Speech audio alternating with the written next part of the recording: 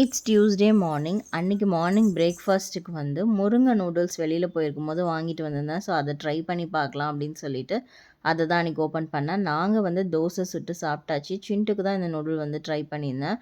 So பாதி noodles மட்டும் நல்லா வேக வச்சு எடுத்துக்கிட்டேன். தென் வந்துட்டு அதில் டேஸ்ட் மேக்கர் கொடுத்துருந்தாங்க. அதில் பாதியை அதில் போட்டுட்டு நல்லா மிக்ஸ் பண்ணிவிட்டு தண்ணி நல்லா ட்ரைன் அவுட் ஆனதும் அதில் சூடாக இருக்கும் போதே கொஞ்சமாக பட்டர் ஆட் பண்ணி சின்ட்டுக்கு வச்சு கொடுத்துட்டேன்.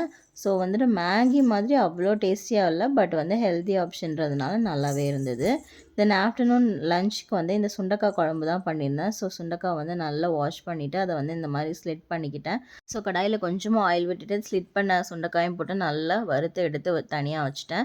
தென் அதே ஆயிலில் கொஞ்சமாக கருவேப்பிலை, தென் வந்து பூண்டு, சின்ன வெங்காயம் இதெல்லாம் போட்டு நல்லா வதக்கிட்டு ஒரு மசாலா ஒன்று ரெடி பண்ணேன்.